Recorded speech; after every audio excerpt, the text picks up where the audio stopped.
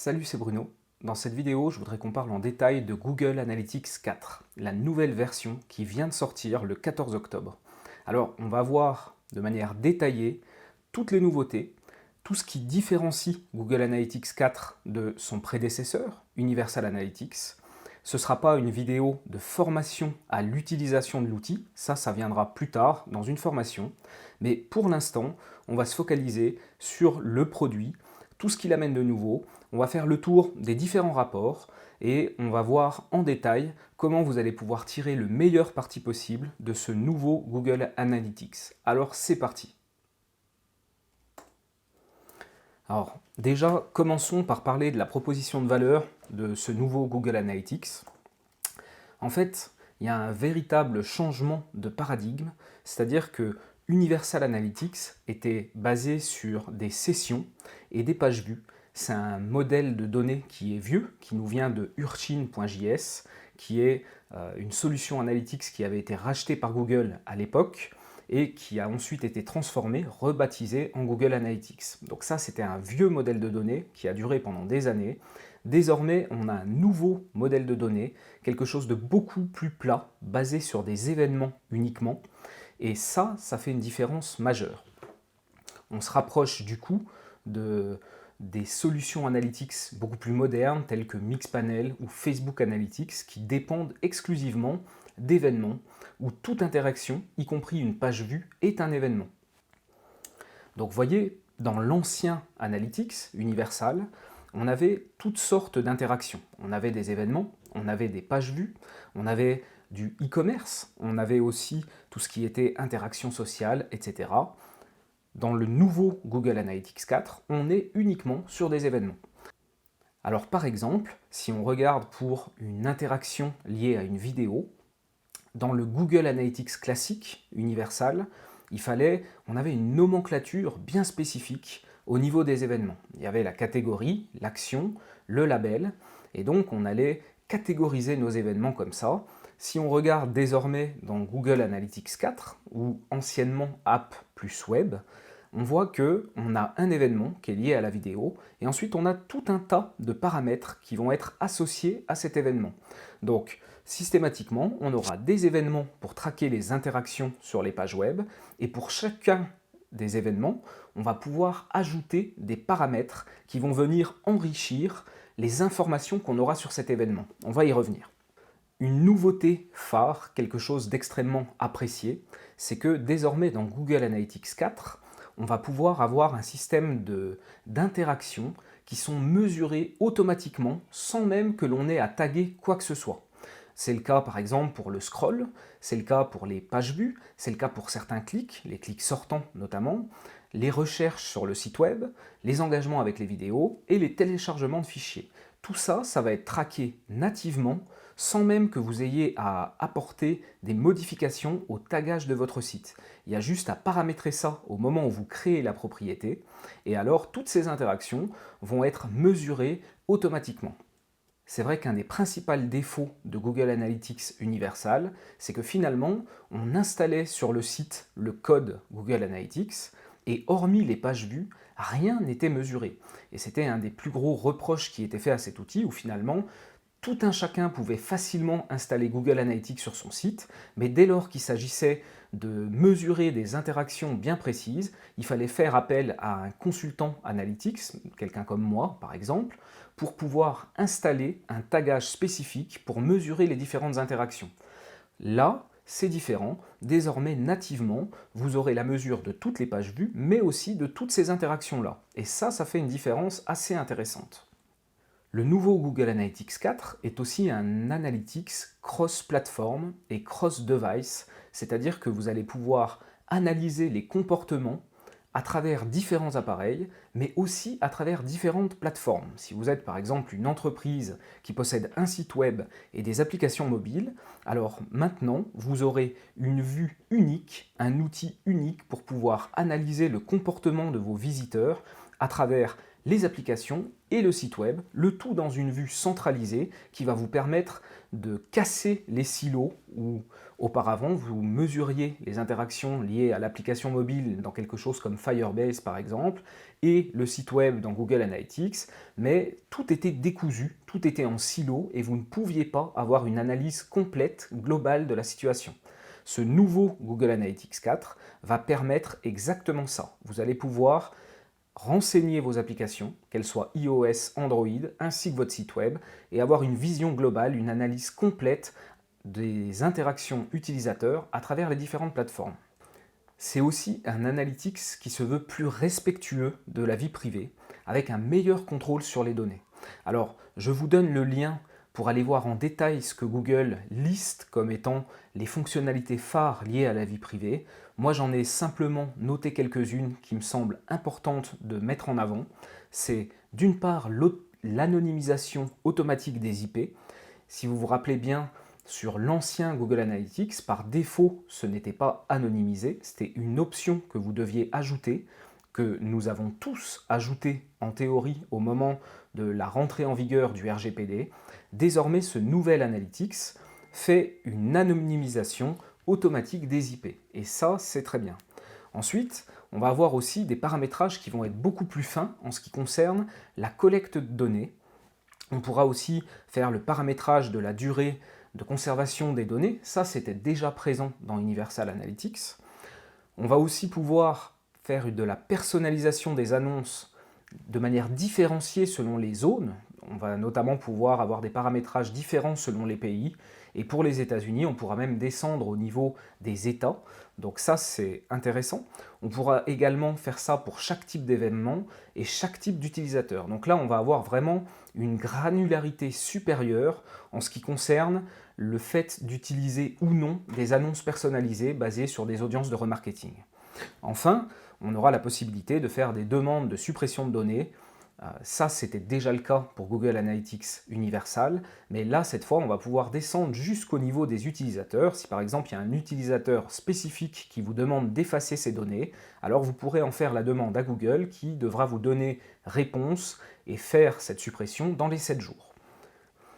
Une autre dimension de ce nouveau Google Analytics, c'est l'omniprésence de l'intelligence artificielle. Ils ont boosté leurs produits avec leurs algorithmes et cette intelligence artificielle va être présente à plusieurs endroits pour essayer de fournir des insights automatiques basés sur l'analyse de vos données. Donc, globalement, elle va se manifester à plusieurs endroits. La première, comme vous le voyez là, ça va être au niveau de la recherche. La recherche dans Google Analytics 4 a été complètement repensée de manière à ce que, dès lors que vous insérez un ou deux mots-clés à l'intérieur du champ de recherche, vous voyez qu'il y a de nombreuses suggestions qui sont faites, et notamment les petites icônes avec les étoiles. Tout ça, c'est de l'intelligence artificielle qui essaye de vous faire remonter des insights basés sur l'analyse de vos données. Donc, à chaque fois que vous ferez une recherche, quasiment, vous aurez de l'intelligence artificielle qui va essayer de vous proposer quelque chose de pertinent. Et puis, à l'intérieur des rapports, vous verrez, on va voir ça en détail un petit peu plus loin, mais globalement, les rapports se présentent sous forme de cartes ou de widgets, peu importe comment on appelle ça, et vous aurez quasiment systématiquement, dans chacun des rapports, des cartes qui vont être liées à l'intelligence artificielle et aux insights que cette IA essaie de vous faire remonter. Et puis enfin, il y a un dernier endroit où vous pourrez obtenir des insights, c'est à l'intérieur de chaque rapport. Tout en haut à droite, vous aurez cette icône liée aux insights et en cliquant dessus, vous aurez des recommandations qui vont être plus ou moins pertinentes selon les rapports que vous regardez. Maintenant, j'aimerais vous glisser un petit mot sur les technologies qui sont employées pour ce Google Analytics 4. Google Analytics Universal était basé exclusivement sur des cookies. Et en option, on avait la possibilité d'envoyer, de pousser dans Google Analytics un identifiant unique basé sur la connexion à votre site web, ce qu'on appelait l'user ID. Ça, c'est ce qu'on faisait dans Universal Analytics. Désormais, à l'intérieur de ce Google Analytics 4, on a également un système basé sur des cookies. Ça, c'est un peu une déception entre guillemets, et en même temps, on ne sait pas vraiment comment ils auraient pu faire autrement. Donc on a un système de cookies, là vous voyez le détail. Mais ça va aussi fonctionner sur de l'intelligence artificielle. La promesse de Google, c'est que ce Google Analytics 4 est un outil future-proof, c'est-à-dire qu'il va résister aux changements actuels liés aux problématiques de tracking. J'ai fait une vidéo là-dessus récemment, je vous invite à aller la consulter pour avoir plus d'informations sur le sujet. N'empêche qu'en attendant, Google nous dit, on a bien conscience que les cookies, c'est compliqué, avec notamment les navigateurs tels que Safari qui bloquent les cookies first party à 24 heures, en sachant que les systèmes analytics se basent justement sur des cookies first party. Donc ça veut dire quoi concrètement? Ça veut dire que au-delà de 24 heures, si un utilisateur n'est pas revenu sur votre site, alors le cookie est supprimé. Et s'il revient par exemple au bout de 3 jours, ça va être un nouvel utilisateur. Donc ça va fausser toutes nos données et ça c'est compliqué. Ce que Google nous dit par rapport à ça, c'est qu'on a bien conscience des mutations dans l'industrie, on a bien conscience qu'un système qui se repose uniquement sur des cookies, c'est compliqué. Donc leur réponse, c'est nous utilisons toutes sortes de signaux, y compris les signaux liés à la connexion à votre compte Google, ce qu'ils appellent Google Signal. Donc pour tout utilisateur qui est connecté à son compte Google et qui, dans ses paramètres, a accepté la personnalisation des annonces, alors Google va utiliser ces informations pour pouvoir nous afficher des rapports liés aux utilisateurs à travers plusieurs sessions. Donc il va aller piocher dans ses données à lui pour pouvoir essayer de maintenir ce système où on peut analyser les utilisateurs à travers plusieurs sessions. Et puis il y a une autre promesse phare, pour l'instant ce n'est pas encore le cas, mais Google nous dit que ça va rentrer en application à partir de 2021. Google nous dit qu'il va utiliser son machine learning pour combler les manquements dans les données. Donc ils vont faire des modélisations basées sur tous les signaux, tout ce qu'ils ont à disposition, pour combler les vides dans nos données, des vides qui peuvent être liés notamment au navigateur, à la suppression des cookies. Donc là, il y a des promesses qui sont assez fortes, et d'après Google, on a l'analytics du futur qui pourrait fonctionner même si les cookies disparaissaient, et même si on n'envoyait pas d'identifieur, le fameux User ID dont je vous parlais tout à l'heure. Alors, la première question, ça revient systématiquement, c'est d'accord, il y a ce nouvel analytics, est-ce qu'il faut switcher tout de suite? Est-ce qu'il faut le paramétrer maintenant, mais attendre un petit peu avant de switcher? Ou est-ce qu'il faut tout simplement attendre, il n'est pas encore prêt? Alors c'est une bonne question à laquelle on va essayer de répondre maintenant. Ma recommandation, ça va être d'utiliser Google Analytics Universal et Google Analytics 4 en parallèle. Il n'y en a plus forcément pour très longtemps. Je pense que d'ici 6 mois, on pourra utiliser Google Analytics 4 et laisser au placard Google Analytics Universal pour la simple raison que Google Analytics 4 est plus performant. On va voir ça en détail. Mais malgré tout, c'est encore un produit en bêta qui n'est pas totalement terminé. Il y a certaines fonctionnalités qui sont extrêmement importantes et qui ne sont pas là. On va voir ça en détail un petit peu après. Donc pour l'instant, la recommandation serait de mettre les deux en parallèle. Dans Google Universal, vous avez toutes les fonctionnalités et vous avez votre historique de données, donc c'est important de le conserver pour l'instant. Et dans Google Analytics 4, vous commencez à accumuler des données et si vous switchez dans 6 mois, alors vous aurez déjà un historique de données de 6 mois. Et ça, c'est hyper important. Donc, aujourd'hui, on va effectivement pouvoir utiliser les nouvelles possibilités offertes par Google Analytics 4, notamment la partie analyse. Ça, on va voir ça en détail un petit peu plus tard dans la vidéo. Ça permet d'être prêt pour le futur, et puis ça permettra, comme je disais, d'avoir un historique de données quand GA4 sera complet et meilleur qu'Universal. Parce que les données ne sont pas compatibles, en tout cas pas totalement. Comme je vous disais au début de cette vidéo, le modèle de données est différent, donc c'est tout qui change. Vos données universales ne pourront jamais être lues dans un rapport Google Analytics 4, ce n'est pas compatible. D'où l'importance de commencer dès aujourd'hui à préparer ce switch, à paramétrer Google Analytics 4 et commencer à récolter des données pour que quand vous allez switcher dans 6 mois, vous puissiez avoir un historique de données et ne pas partir de zéro. Un dernier point important que Google a communiqué, c'est que désormais Universal reste disponible. Cependant, les développements, les nouveautés, les innovations, ce sera uniquement pour Google Analytics 4. Universal n'est plus soutenu au niveau du développement. Une raison supplémentaire pour laquelle vous devriez dès aujourd'hui commencer à vous préparer à utiliser Google Analytics 4. Alors, comme je disais, c'est un produit qui est encore en bêta, mais c'est une bêta qui est avancée. Il se trouve qu'il y a à peu près un an, j'avais commencé à vouloir parler de Google Analytics 4, qui à l'époque s'appelait Google Analytics App plus Web.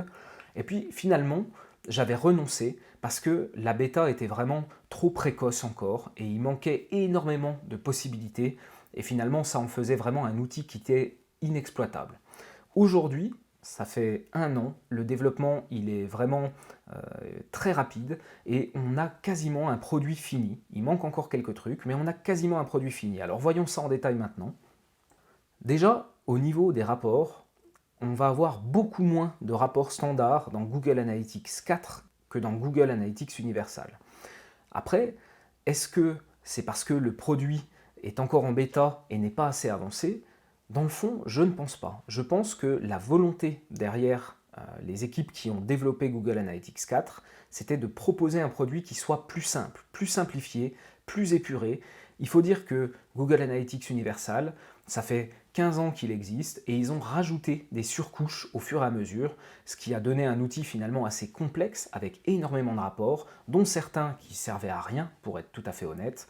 Donc je pense qu'ils ont simplement voulu repartir de zéro et faire quelque chose de beaucoup plus épuré, beaucoup plus light, et c'est pour ça qu'on va avoir beaucoup moins de rapports standards. Par contre, les rapports standards qu'on va avoir dans Google Analytics 4, ils vont aussi être plus complets que ce qu'on avait dans Universal Analytics. Il y a ce système de cartes ou de widgets qui fait que les rapports sont extrêmement complets avec énormément de cartes pour lesquelles, on le verra tout à l'heure, la plupart du temps on va pouvoir rentrer dans le détail dans chacune des cartes et ça va nous générer un nouveau rapport qui n'est pas forcément accessible par le menu, mais voilà, par rapport à la carte, on peut rentrer dedans et avoir un nouveau rapport qui n'est pas visible ici. Donc au final, c'est un petit peu comme un système de poupée russe où on rentre à l'intérieur d'un rapport qui nous amène dans un autre rapport, qui pourrait nous amener encore dans un autre rapport, il va y avoir plusieurs niveaux. Donc simplement, la manière de penser, la structure de l'outil est différente de ce qu'on avait sur Universal Analytics. Il y a, comme je le disais, encore certaines fonctionnalités qui sont manquantes et c'est assez gênant. Je pense notamment qu'on ne peut pas faire de filtrage, donc hormis on peut quand même filtrer le trafic interne, c'est déjà ça, mais c'est vrai qu'on ne va pas pouvoir faire des filtres comme on avait l'habitude de pouvoir le faire sur Google Analytics Universal. Après, est-ce que c'est gênant? Oui et non, dans le sens où généralement sur Universal, on utilisait les filtres pour faire ce qu'on appelait des vues filtrées, c'est-à-dire des vues très spécifiques liées à des conditions telles que par exemple je veux voir uniquement le trafic qui est lié au référencement naturel ou uniquement le trafic qui vient de la France par exemple. Et ça, la plupart du temps, on s'en servait parce que Google Analytics Universal était soumis à échantillonnage, c'est-à-dire que si vous aviez un site avec une volumétrie assez conséquente, très rapidement, vous vous retrouviez avec des rapports échantillonnés qui ne se basaient plus sur 100% des données, et selon le taux d'échantillonnage, alors les données que vous aviez à l'intérieur de vos rapports n'étaient pas fiables et on ne pouvait pas vraiment s'y fier. Donc, pour les entreprises qui souhaitaient rester sur une version gratuite de Google Analytics, elles étaient obligées de faire des filtres et des vues filtrées bien spécifiques pour pouvoir consulter certaines données segmentées sans avoir d'échantillonnage. Finalement, c'était plus la galère qu'autre chose. Désormais, le nouveau Google Analytics 4 n'est plus soumis à échantillonnage. Et ça fait une différence majeure. Et c'est aussi pour ça, j'imagine, qu'on va beaucoup moins avoir besoin de faire des filtrages. Et par conséquent, que ce n'est pas encore disponible. Alors on verra si dans les semaines ou mois à venir, cette fonctionnalité est ajoutée. Mais en tout cas, pour l'instant, on ne peut pas faire de filtre, mais dans le fond, c'est moins dérangeant.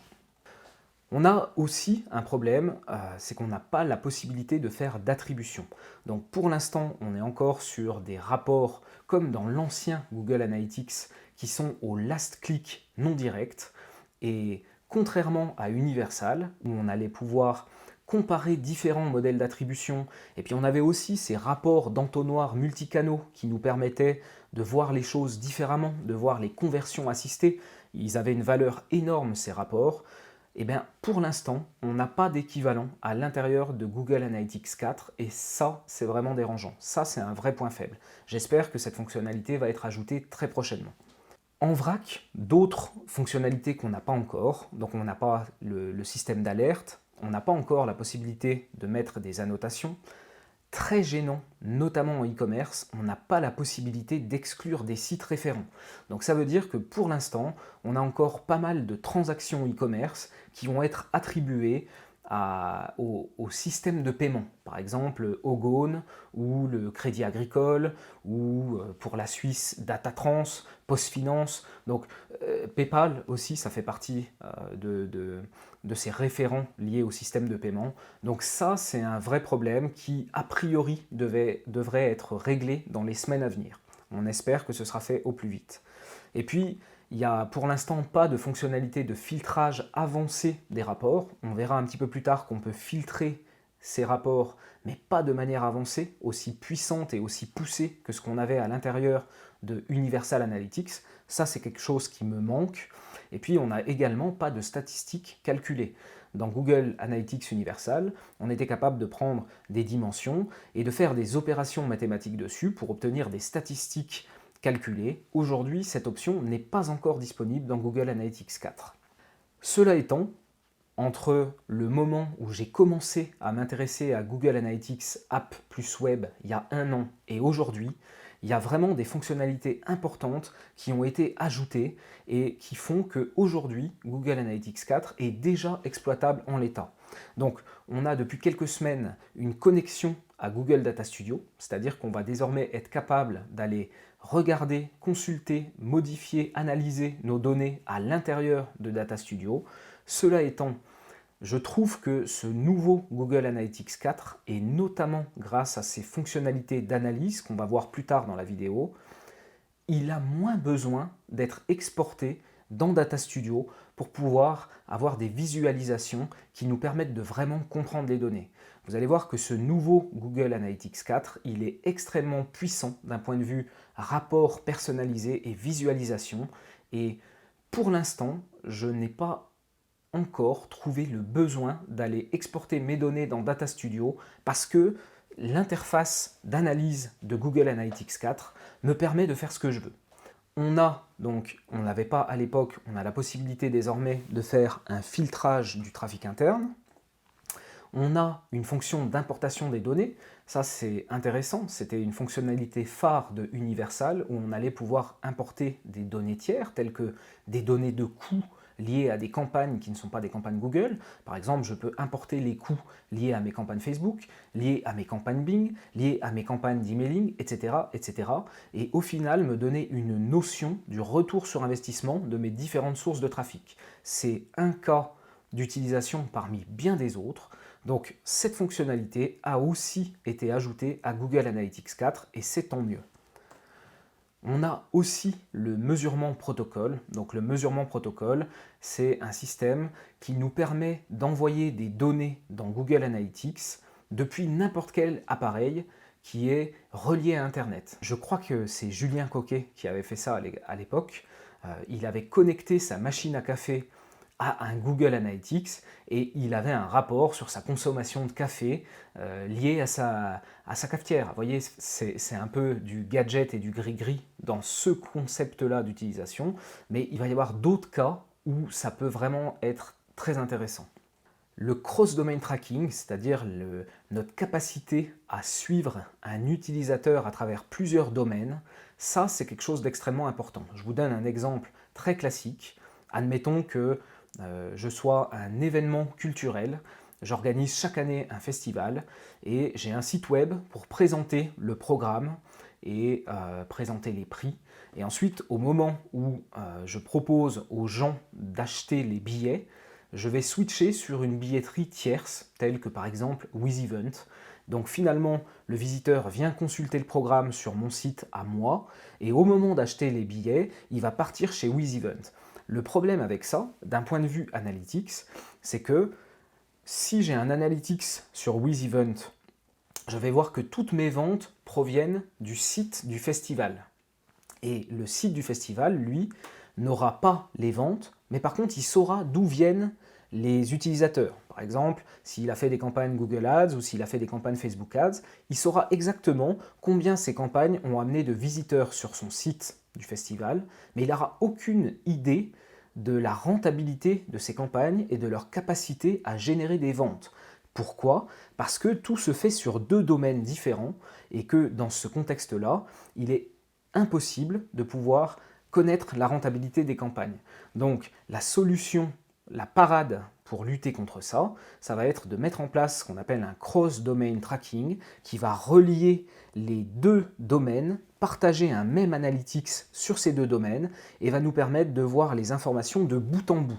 Combien d'utilisateurs sont venus depuis mes campagnes et quelles ventes ça a généré et donc quel retour sur investissement. Donc vous voyez, ça c'est extrêmement important et quelque chose qui est très appréciable dans Google Analytics 4, c'est que ce cross-domain tracking, il est natif et il se met en place directement dans l'interface. Il n'y a pas besoin de faire un tagage spécifique comme c'était le cas pour Universal Analytics.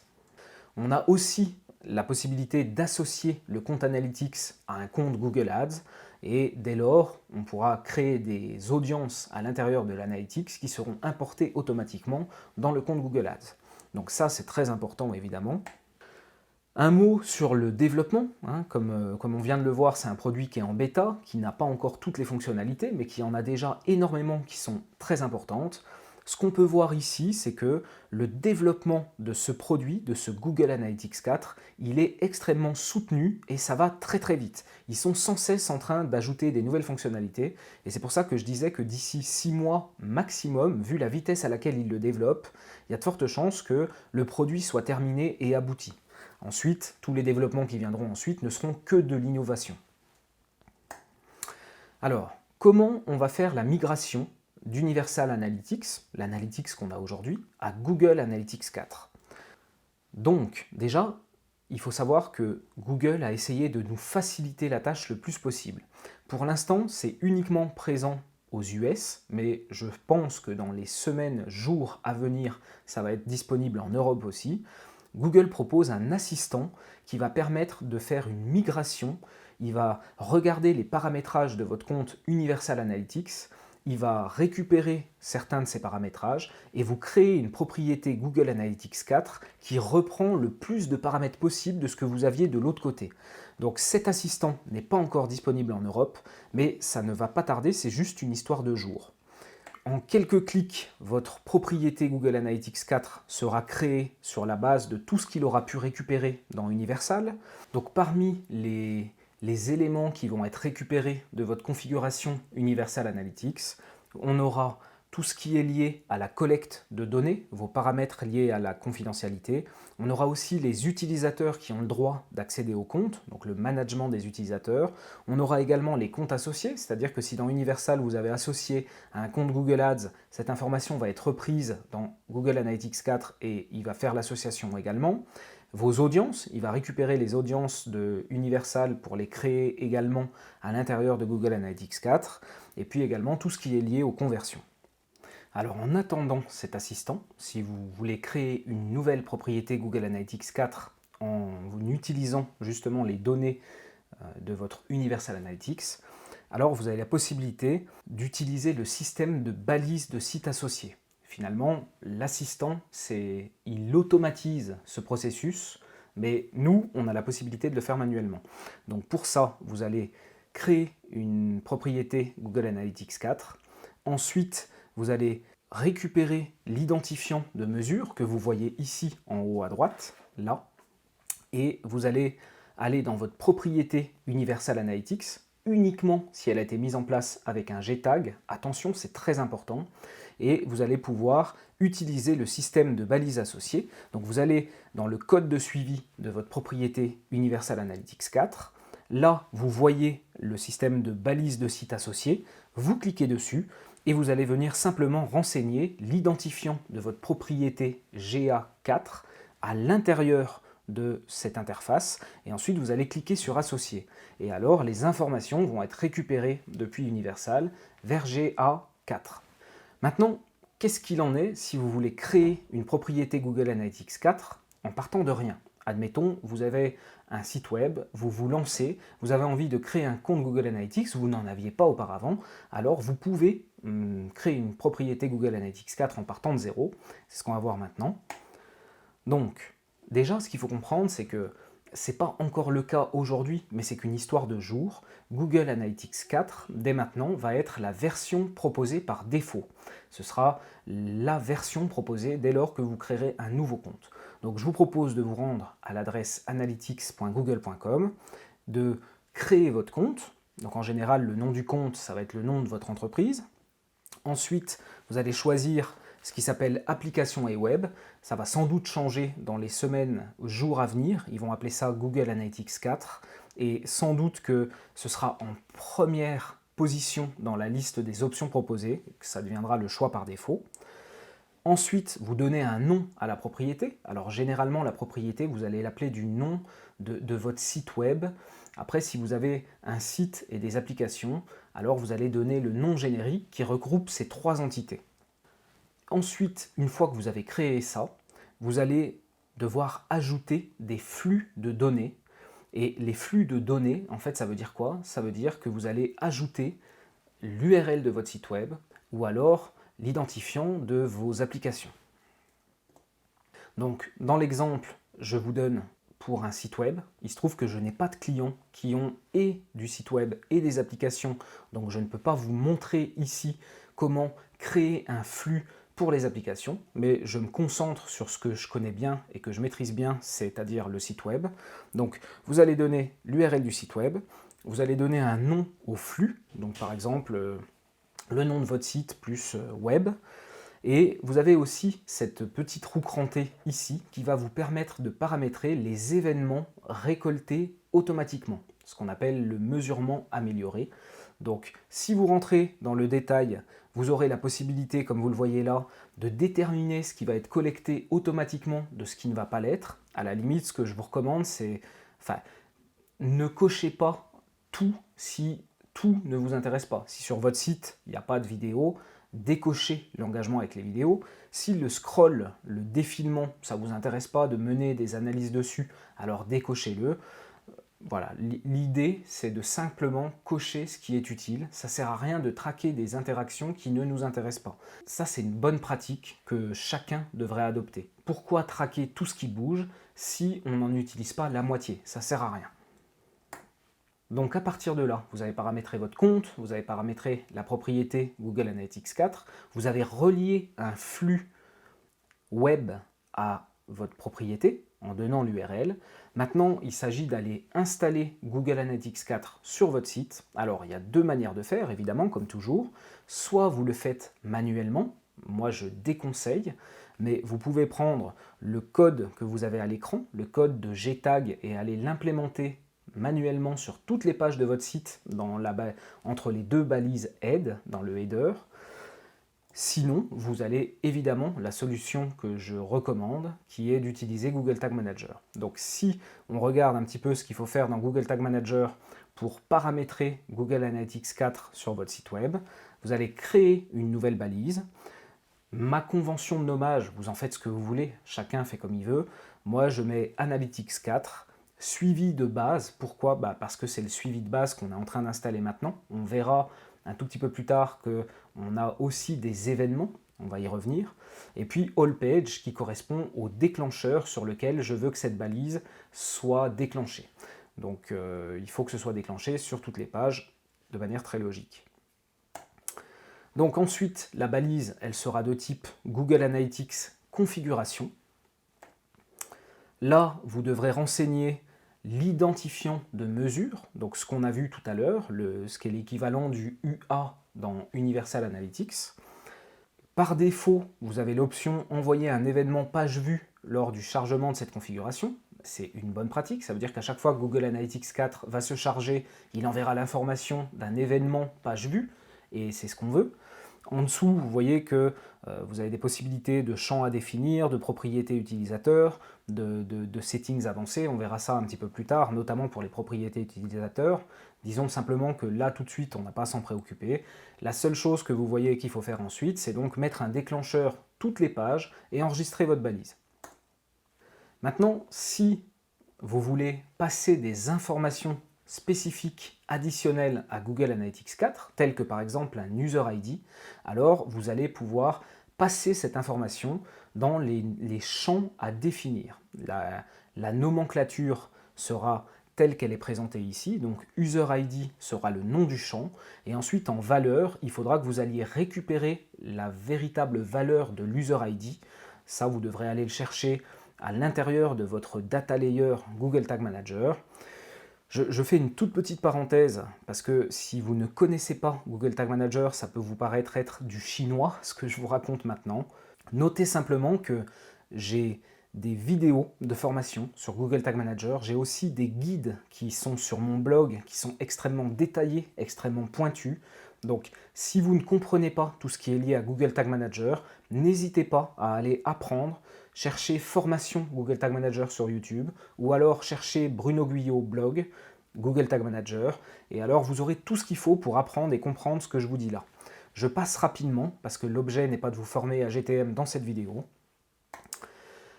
Maintenant, il va falloir aussi paramétrer des événements. Si on remet un petit peu les choses en contexte, on vient de paramétrer le suivi de base. Le suivi de base, ça veut dire quoi? Ça veut dire que ça va mesurer toutes les pages vues et ça va mesurer également certaines interactions que vous avez paramétrées dans la collecte automatique, comme on vient de le voir, que ce soit des scrolls, des engagements vidéo, des clics sortants, des téléchargements, etc.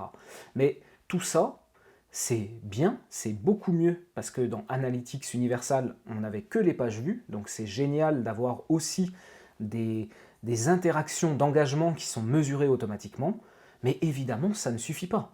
Dès lors qu'il y a des interactions qui sont liées au succès des actions clés que vous attendez que les utilisateurs fassent sur votre site web, tout ça, vous allez devoir le paramétrer manuellement, comme à l'époque pour Universal Analytics, parce que Google Analytics 4 n'a aucun moyen de savoir les actions que vous souhaitez mesurer. Donc on va mettre en place la mesure de ces actions clés sur le site web, et on va mettre ça en place grâce à des événements. Comme je disais tout à l'heure, on a déjà tous ces événements qui sont mesurés automatiquement. Maintenant, vous pouvez en savoir un petit peu plus en allant sur la page d'aide que je vous mets à l'intérieur des slides et qui va vous donner le détail de toutes les interactions basiques qui sont mesurées automatiquement. Ensuite, il y a toute une librairie d'événements recommandés. Qu'est-ce que c'est que des événements recommandés?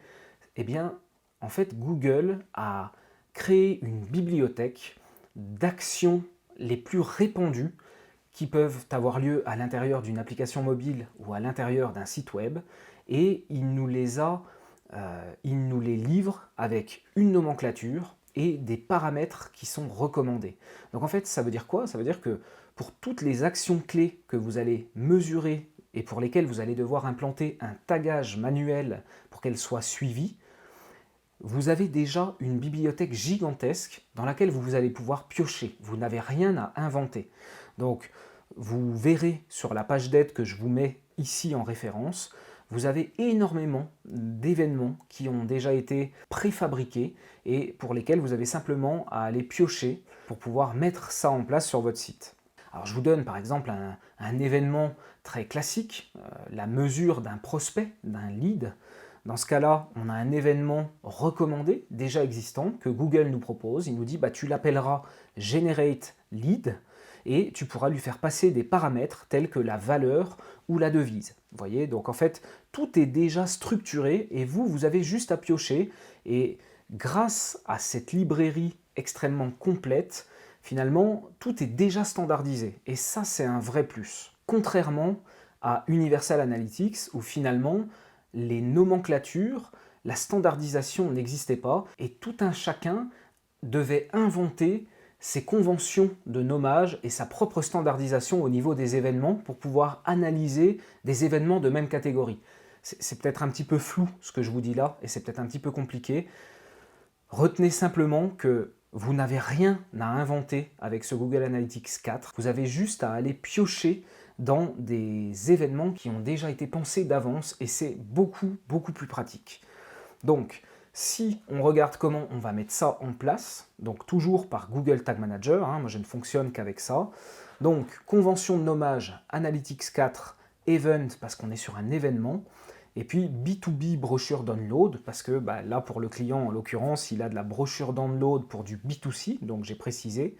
Et ça, c'est un formulaire qui est envoyé. D'accord? Donc vous le voyez ici, formulaire envoyé, c'est un prospect B2B. Et puis ensuite, donc au niveau du type de balise, on est cette fois plus sur Google Analytics configuration GA4, on est sur événement GA4. Il nous demande de faire référence à la balise de configuration, donc il faut simplement lui dire « Ok, ma balise de configuration c'est celle-là », vous choisissez dans la liste. Ensuite, le nom de l'événement, donc là vous voyez, j'ai mis Generate Lead. C'est très important de respecter la nomenclature telle qu'elle est donnée dans la documentation Google. Et puis ensuite, vous allez pouvoir passer des paramètres. Donc vous pourriez passer une certaine valeur, donc là vous mettrez value, et puis vous donnez une valeur, par exemple, si vous savez qu'il vous faut 10 prospects pour générer un client qui vous ramène 1000 €, ça veut dire que la valeur d'un prospect, elle est globalement de 100 €. Ce n'est pas totalement juste, mais on peut dire que c'est une approximation qui est acceptable. Et donc vous pourriez donner une valeur de 100, par exemple. Vous pourriez aussi mettre une devise, et vous avez aussi ce paramètre debug mode true. Ça, c'est un paramètre qui va nous permettre de pouvoir voir dans la debug view, qu'on verra plus tard, tous les événements qui sont generate lead. Voilà. Ce que vous devez retenir ici, c'est que en mettant simplement ce debug mode sur true, systématiquement, toutes les interactions que vous traquez, vous allez pouvoir les retrouver dans la vue de débugage de Google Analytics 4. Ce n'est pas une obligation, mais personnellement, j'aime bien le faire. Ensuite, prenons un autre événement, donc cette fois l'ajout au panier, on est en e-commerce. Donc l'ajout au panier, c'est Add to Cart. Alors c'était déjà ça pour Universal Analytics. Malheureusement, la syntaxe n'est pas la même. Là, on a Add to Cart avec des underscores qui séparent les mots, alors que dans Google Universal Analytics, on était sur Add to Cart en un seul mot.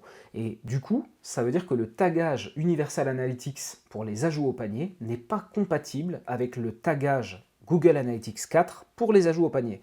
Ce n'est pas la même nomenclature, donc ce n'est pas compatible.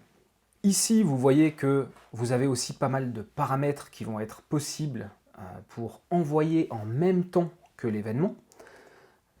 Donc là, je voudrais rentrer un petit peu dans le détail. Revenons sur la configuration de la balise Google Tag Manager. Donc Analytics 4 Event Add to Cart. C'est toujours une balise de type événement Google Analytics 4. On fait toujours référence à la balise de configuration. Le nom de l'événement, c'est Add to Cart avec les underscores. C'est très important, comme je vous l'ai dit, respectez bien la nomenclature qui vous est proposée par Google. Ensuite, vous voyez que j'ajoute tout un tas de paramètres, donc tout ce qui est lié au prix, à la devise, à l'identifiant de l'article qui est ajouté au panier, à son nom, la quantité. Ensuite, je vais chercher ces valeurs à l'intérieur du data layer. Là encore, je passe rapidement, mais si vous voulez en apprendre plus sur comment on fait ça, vous allez regarder ma formation YouTube sur Google Tag Manager ou mes guides sur mon blog. Ensuite, au niveau du déclencheur d'activation, on veut déclencher ça évidemment quand il y a un ajout au panier qui est fait. Ici, j'attire votre attention sur les paramètres. Donc, vous voyez que tout ça sont des paramètres qu'on va pouvoir ajouter ici, au niveau de la balise. On va pouvoir ajouter tout ça si on a envie. Et évidemment, plus on ajoute de paramètres et plus on va avoir de granularité dans nos analyses. Donc, moi, ce que je vous recommande, c'est, si possible, d'utiliser tous les paramètres, notamment comme ça dans des interactions e-commerce, pour qu'ensuite vous ayez une capacité d'analyse qui soit extrêmement puissante et extrêmement fine à l'intérieur de Google Analytics 4. Un dernier exemple, donc vous voyez une inscription par exemple sur le site ou une inscription dans une app. Donc on a un événement qui s'appelle Sign Up avec un paramètre qui est la méthode, avec quelle méthode la personne s'est loguée sur le site web. Est-ce qu'il a pris un Google Connect, un Facebook Connect, un Apple Connect? Est-ce qu'il s'est logué de manière classique avec son email en créant un compte? Donc là, vous avez la possibilité d'ajouter ce paramètre pour pouvoir segmenter ensuite. Vous voyez, quelle est la différence entre les utilisateurs qui se sont inscrits sur le site depuis un Google Connect par rapport à ceux qui se sont inscrits sur le site par rapport à un Facebook Connect, par exemple. Vous voyez, juste la notion de paramètres, elle est extrêmement importante et plus vous êtes capable d'ajouter des paramètres et plus votre analyse sera fine et pertinente. Donc ensuite, voyons comment on va pouvoir créer cette balise et mettre en place cet événement par l'intermédiaire de Google Tag Manager. Donc comme tout à l'heure, les conventions de nommage, Analytics 4, Event, création de compte. On est toujours sur une balise de type événement GA4. On fait référence à la balise de configuration. Le nom de l'événement, c'est SignUp.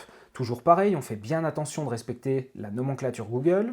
Et puis ensuite, les paramètres. Donc là, dans cet exemple-là, je ne passe pas de paramètres méthode. Je passe simplement mon debug mode. Mais j'aurais pu, effectivement, et je devrais mettre en place ce paramétrage de méthode. Et puis ensuite, je le déclenche voilà, lorsque il y a quelqu'un qui a créé un compte sur le site. Maintenant, bien que la librairie d'événements recommandés déjà proposée par Google soit extrêmement vaste, vraiment il y a de quoi faire. Ils ont pensé à différents types d'industries, aussi bien aux apps qu'aux sites web, donc c'est extrêmement fourni. Mais qu'est-ce qui se passe si l'événement que vous voulez mettre en place n'existe pas? Alors c'est ce qui m'est arrivé pour un client, et notamment la vue du Store Locator. C'est quelque chose qui était important pour eux de mesurer, et cet événement n'existait pas dans la librairie déjà préfabriquée. Alors on a la possibilité de créer des événements personnalisés, c'est ce que j'ai fait là. Donc on va, toujours pareil, nomenclature, Analytics 4, Event, Store Locator View. On fait une balise de type événement Google Analytics 4, on fait une référence à la balise de configuration, on donne l'événement, le nom de l'événement, donc cette fois, on n'a pas à respecter la nomenclature Google, c'est nous qui créons notre propre nomenclature, donc moi j'ai appelé ça Store Locator View, et puis ensuite on pourrait aussi créer nos propres paramètres pour pouvoir enrichir cet événement et notre capacité de segmentation et d'analyse des personnes qui font cet événement-là. Et puis, vous voyez, ici, je le déclenche sur une vue de Store Locator. C'est très logique.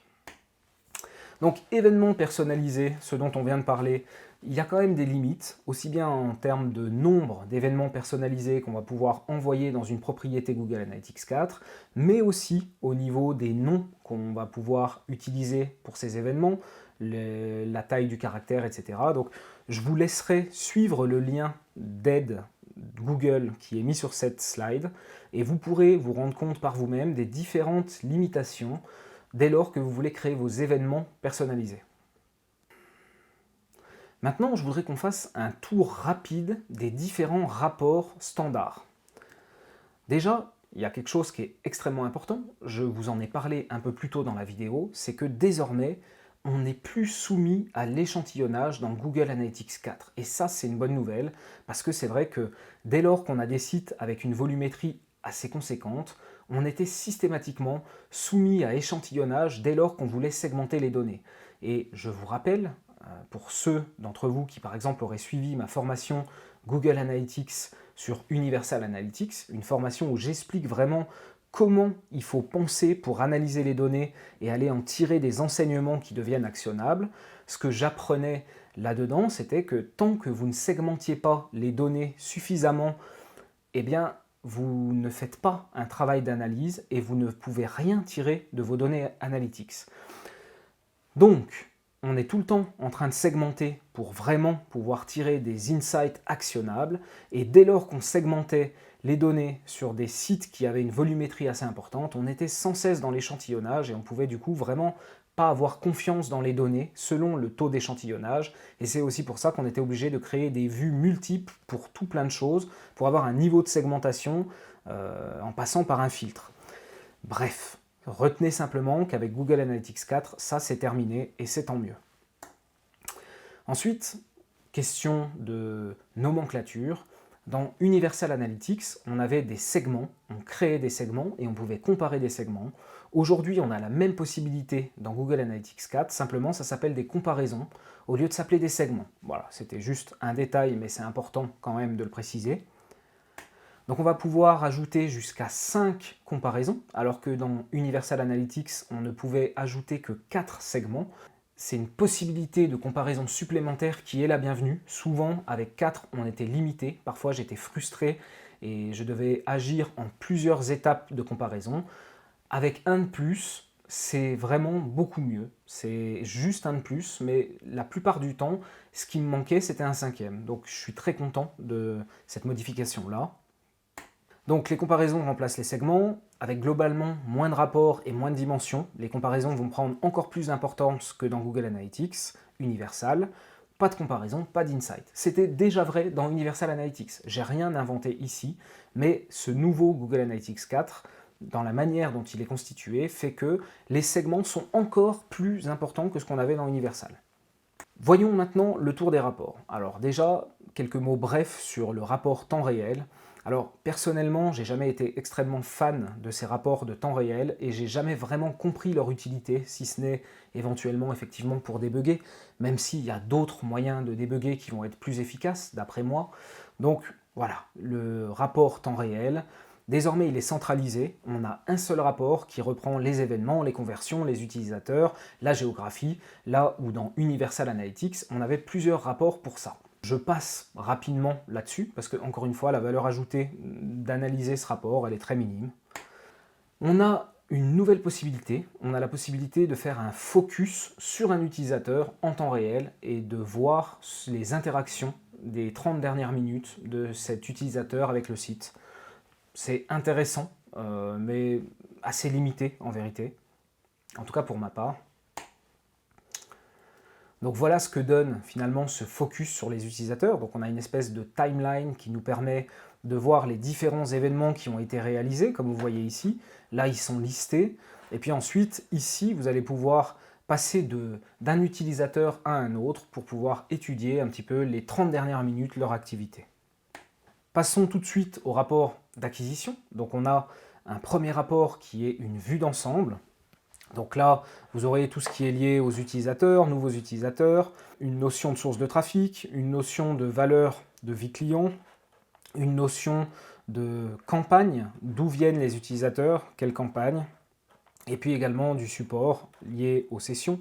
Donc systématiquement ici vous allez pouvoir switcher la dimension principale et puis vous allez aussi pouvoir rentrer à l'intérieur des cartes. Vous voyez, si ici vous cliquez, ça vous emmène dans un nouveau rapport bien plus spécifique. Donc c'est ce que j'expliquais tout à l'heure, c'est-à-dire que on a des cartes et des widgets à l'intérieur des différents rapports.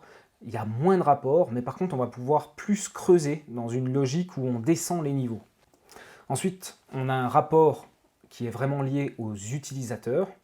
Donc là, on aura, comme dans Universal Analytics, ils ont repris un petit peu le même framework de présentation, une partie graphique en haut, donc à la fois des répartitions qui correspondent à la moyenne de ce qu'on observe sur la période, à la fois une notion d'évolution, qu'est-ce qui est, comment ça a évolué au cours du temps, et puis en dessous, un tableau donc, dans lequel on va pouvoir faire ici du filtrage, on va pouvoir modifier la dimension principale et il va nous proposer d'autres dimensions liées à l'acquisition aux utilisateurs. Donc on va pouvoir pivoter ce tableau, en tout cas changer la dimension principale et aussi ajouter une dimension secondaire. On aura également la même chose pour les sessions, donc dans l'acquisition de trafic. Donc dans le rapport précédent, on était vraiment centré sur les utilisateurs et dans le rapport suivant, on est centré sur les sessions. Voilà. Mais sinon, globalement, c'est à peu près la même chose. Donc ce que je disais tout à l'heure, c'est que dans vos tableaux de données, vous allez pouvoir, grâce à cette petite flèche-là, rajouter une dimension secondaire. Rappelez-vous, tant qu'on ne segmente pas les données, on ne peut rien en faire. Donc vous avez intérêt et vous devez utiliser cette fonctionnalité au niveau des tableaux de données pour pouvoir ajouter des dimensions secondaires. On a la possibilité, comme je l'expliquais aussi, de filtrer nos tableaux de données. On n'a malheureusement pas encore la possibilité de faire du filtrage avancé, mais on a la possibilité quand même de filtrer. Donc là, par exemple, vous voyez, j'ai rentré paid et ça m'a éliminé tout ce qui ne contenait pas paid dans mes lignes du tableau. Passons maintenant au rapport d'engagement. Donc toujours pareil, une vue d'ensemble d'abord avec voilà, une vue globale liée à la fidélité des utilisateurs, leur activité dans le temps, les pages qu'ils ont vues, l'engagement avec la durée, le nombre de vues, le nombre d'événements, la liste des événements. Pour certains, vous voyez ici, on peut rentrer dans le détail, on va pouvoir creuser et rentrer plus en détail. Ensuite, on a la liste des événements. Donc, vous voyez, ça commence à devenir toujours pareil. En gros, on a des catégories de rapports, avec un premier rapport de vue d'ensemble qui nous permet de rentrer dans le détail si on en a envie. Et ensuite, on va avoir des rapports un petit peu plus spécialisés qui se présentent sous forme d'une interface graphique là-haut, où on mesure d'une part la tendance moyenne ou alors le cumul sur la période qu'on analyse. Vous voyez ici, entre le 18 septembre et le 15 octobre. Un autre rapport graphique qui va nous montrer l'évolution au cours du temps sur la période. Et enfin, un tableau de données en bas avec une dimension principale qui est liée au nom du rapport qu'on va pouvoir changer ici. Et on pourra également, comme je viens de vous le montrer, ajouter des dimensions secondaires. Ensuite, un troisième rapport sur les pages et écrans. Donc finalement, là, on regarde le nom de la page. Et puis, vous voyez, ça commence à devenir un petit peu toujours pareil. Ici, une notion de volumétrie sur une période et d'évolution. Ici, le tableau de données. Donc, je passe rapidement. Ensuite, les rapports de monétisation. Alors, les rapports de monétisation, on pourrait dire que c'est les nouveaux rapports de e-commerce de Google Analytics 4. En fait, donc là, on est dans la vue d'ensemble. On va avoir une notion de revenu, on va avoir une notion d'acheteur, on va avoir une notion de panier moyen avec l'évolution dans le temps. Donc ici, on a les chiffres moyens sur la période observée. Ici, on a l'évolution dans le temps. Et puis en dessous, on va avoir des cartes dans lesquelles on va pouvoir rentrer dans le détail. Donc ici, vous voyez que moi, il y a pas mal de cartes qui ne sont pas encore paramétrées. La raison, elle est simple, c'est que j'avais mis en place, il y a 1 an de ça, pour ce client, j'avais fait le tagage App Plus Web, mais à l'époque, c'était pas aussi abouti qu'aujourd'hui, et il y a des choses qu'on ne pouvait pas traquer. Donc là, j'ai une mission pour eux dans les jours, semaines à venir, ça va être de leur faire le tagage complet, de manière à ce que toutes ces cartes-là soient remplies. Donc vous voyez ici, c'est tout ce qui est lié aux impressions d'une bannière promotionnelle sur le site. Ici, ça va être tout ce qui est lié au chiffre d'affaires par identifiant de produit. Ici, c'est lié à des coupons. Si par exemple, vous avez tendance à donner des coupons sur des sites de couponing ou des coupons à des clients pour qu'ils fassent une recommande, par exemple. Alors dans ce cas-là, vous aurez la liste du chiffre d'affaires par coupon, idem pour une promotion sur un article, idem pour un listing produit.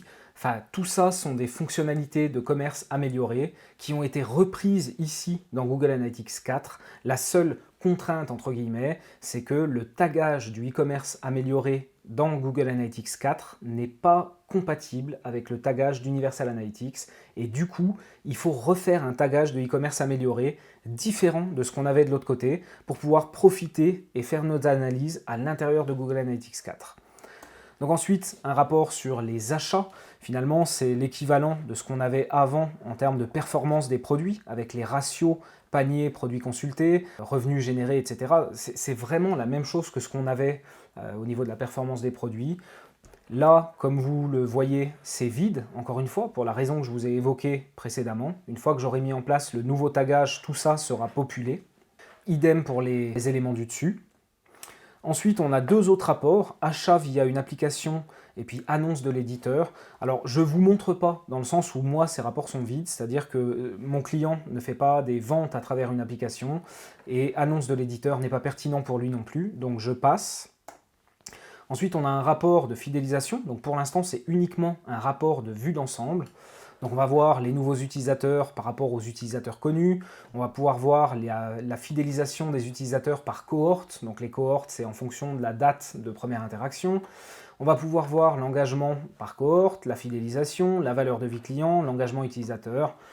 Je passe rapidement parce que je ne suis pas forcément convaincu, en tout cas au niveau du web, c'est-à-dire que si vous utilisez Google Analytics 4 pour du web, ces rapports-là, je les trouve pas forcément très utiles, et en plus je suis assez suspicieux, puisque, encore une fois, pour l'instant on est sur une technologie basée sur les cookies.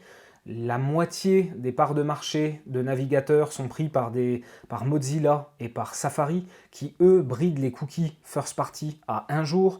Donc comment on peut parler de fidélisation des utilisateurs et trouver de la crédibilité dans ces rapports alors que les cookies sont effacés à partir de 24 heures après? Effectivement, il ne peut pas y avoir de fidélisation si les cookies sont supprimés à 24 heures et qu'une personne revient 3 jours après et qu'elle est considérée comme un nouvel utilisateur. Par contre, je pense que ces rapports ont une valeur extrêmement forte pour les entreprises qui ont des applications mobiles, parce que effectivement, une application est forcément par essence quelque chose qu'on va utiliser plus souvent qu'un site web, sinon on n'aurait pas installé l'application. Et puis comme on ne dépend pas des cookies, là, la mesure va être beaucoup plus juste et on pourra faire des vraies analyses liées justement à l'utilisation des applications et la fidélisation des utilisateurs par rapport à ces applications. C'est pour ça que je passe rapidement, puisque l'exemple de ce client, lui, n'a qu'un site web. Donc, pour ce contexte-là, je trouve ça moyennement pertinent. Ensuite, on a des rapports démographiques, donc toujours pareil, une vue d'ensemble d'abord, donc les pays, les villes, les genres, les centres d'intérêt. Donc ça, c'est uniquement si vous avez activé les fonctionnalités de publicité, sinon vous ne pouvez pas avoir accès à ça. Pour rappel, les fonctionnalités de publicité, c'est quelque chose pour lequel vous devez avoir le consentement des utilisateurs, en tout cas dans un contexte RGPD. Ici, les âges, les langues. Donc vous pouvez switcher, comme vous voyez, la dimension primaire, et puis vous pouvez rentrer également dans le détail et avoir un rapport qui soit vraiment centré sur une dimension bien particulière. Ici, vous verrez un rapport lié aux langues, ici, vous aurez un rapport lié aux âges, etc., etc. Ensuite, le rapport de données démographiques détaillées, donc toujours pareil, une notion de volume global sur une période, la notion aussi temporelle. Ici, le tableau de données sur lequel vous allez pouvoir faire des filtrages et ajouter aussi des dimensions secondaires ou modifier la dimension principale. Toujours pareil, hein, ça commence à être de la redite, c'est toujours à peu près la même chose, donc c'est pour ça que je passe rapidement. Ensuite, tout ce qui est lié à la technologie, donc la plateforme c'est est-ce que c'est web ou est-ce que c'est application. Donc ici, vous voyez bien, comme je vous disais, ce client, c'est que du web à 100%, mais s'il avait des applications, on aurait une notion de répartition entre les utilisateurs qui viennent du web, les utilisateurs qui viennent des applications. Ici, le système d'exploitation, la catégorie de plateforme, le navigateur, la résolution d'écran, la catégorie d'appareil. Ici, on a le navigateur encore. Tout ça, c'est si on avait de l'application. Comme on n'en a pas, forcément c'est vide. Toujours pareil, vous pouvez rentrer dans le détail ici des différentes cartes dès lors que vous avez un lien qui se présente en bas de la carte. Ensuite, le détail, toujours pareil, de l'évolution dans le temps, une notion de volume, le tableau en bas qu'on peut filtrer, modifier la dimension principale et ajouter une dimension secondaire. Ensuite, les conversions. Alors sur les conversions, on change un petit peu de mode de rapport. Déjà, ce qu'il faut comprendre, c'est que les conversions, pour qu'elles apparaissent là-dedans, vous allez devoir, j'anticipe un peu, les conversions sont des événements que l'on a marqués comme conversion. D'accord ? Donc en fait, pour tous vos événements, vous avez la possibilité de les marquer comme conversion. Et à partir du moment où ils sont marqués comme conversion, ils vont apparaître à l'intérieur de ce rapport. Ensuite, vous avez une notion de variation. Donc en gros, pour chacune de vos conversions, vous voyez le nombre de conversions réalisées sur la période que vous étudiez. Et ici, vous avez la variation par rapport à la période précédente. Donc est-ce qu'on est en évolution positive ou est-ce qu'on est plutôt en évolution négative? Donc vous le voyez ici. Ici, vous avez une notion de valeur si pour vos conversions, il y a une valeur qui est générée. Pareil, la notion de variation, est-ce qu'on est en progression par rapport à la période précédente? Si vous cliquez sur n'importe quelle ligne qui correspond à une conversion, vous allez rentrer dans une vue détaillée. Donc là, vous pourrez voir l'évolution de cette conversion spécifique au cours du temps. Et vous aurez aussi la notion de tableau de données, avec toujours pareil, la possibilité de filtrer, de modifier les dimensions, d'ajouter une dimension secondaire. Donc le paramétrage simplifié, finalement j'ai un peu anticipé tout à l'heure, mais c'est ce que je vous montrais. Quand vous êtes dans les événements, vous avez simplement à aller cliquer ici pour déclarer que tel événement va devenir une conversion. Donc si on en arrive à tous les événements, le rapport c'est la même chose. Donc là il y a tous les événements qui sont envoyés dans votre propriété Google Analytics 4, le nombre sur la période analysée, la variation par rapport à la période précédente, ici le nombre d'utilisateurs qui ont réalisé ces événements avec la variation, ici la possibilité donc de mettre un événement comme une conversion. De la même façon que pour les conversions, on pouvait cliquer sur chacun des éléments ici, c'est pareil pour les événements, et on va rentrer dans un rapport qui nous détaille, qui va en détail sur cet événement bien spécifique.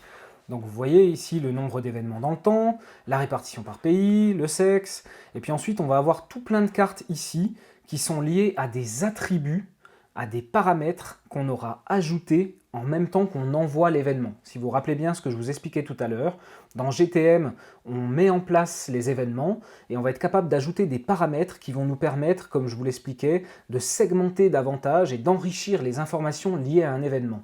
Et bien, un des premiers bénéfices d'avoir renseigné des paramètres, c'est que quand vous venez dans le détail d'un événement bien spécifique, vous allez avoir des cartes supplémentaires qui sont ajoutées et qui sont liées à vos paramètres. Et c'est ça qui va vous permettre aussi d'avoir cette segmentation, une meilleure analyse, une meilleure compréhension par rapport à cet événement bien spécifique.